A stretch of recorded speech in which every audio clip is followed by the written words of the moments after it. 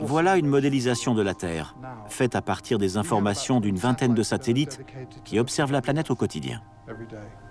Il y en a un qui suit les nuages, un autre la température de la mer en surface et un qui mesure le dioxyde de carbone dans l'atmosphère. Toutes les informations arrivent et cet outil nous donne une simulation climatique.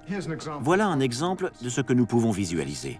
La température en surface de l'océan mesurée depuis l'espace. Là, on voit le monde entier. Et là, les pôles en train de fondre. Impressionnant. Comme ça, on voit vraiment ce qui se passe.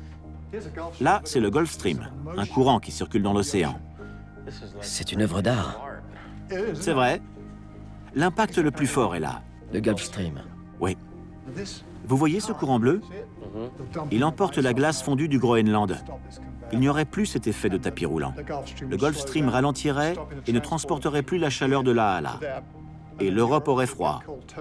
Parce qu'il y a beaucoup de transferts de chaleur des tropiques à l'Atlantique Nord, ce qui réchauffe l'Europe. L'Europe serait plus froide. Oui, Parce qu'on pense toujours que le changement climatique, c'est un réchauffement global. oui. Voilà le satellite le plus développé pour suivre les précipitations. Il joue un rôle important parce que le plus fort impact des changements climatiques, c'est le déplacement des zones de précipitation. Elles s'éloignent de l'équateur et on voit déjà les signes d'un système de sécheresse. Ça crée encore plus de sécheresse dans des endroits déjà très chauds. Oui.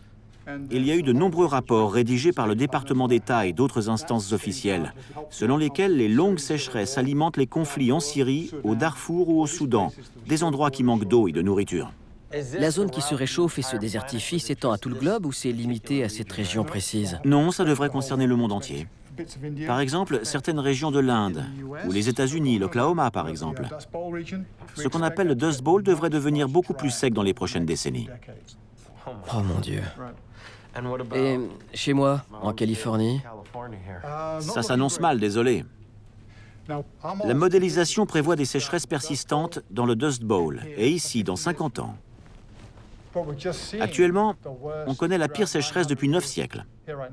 Ça arrive un peu plus tôt que prévu. Ça pourrait s'installer en quelques décennies. que des mauvaises nouvelles. Effectivement, mais beaucoup de gens n'ont pas une vision claire de la situation. Pourtant, les faits sont limpides. La glace fond, la terre se réchauffe et la mer monte. Ce sont les faits.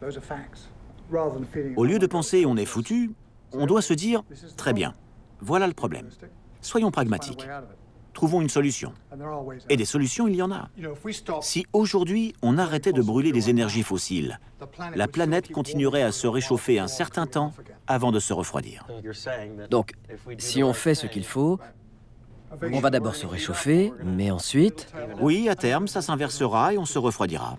Et ensuite, la calotte glaciaire de l'Arctique se reformerait. Une fois le refroidissement enclenché, oui. Donc on peut encore corriger la trajectoire sur laquelle on est engagé. Tout à fait. Intéressant. Tout n'est pas perdu.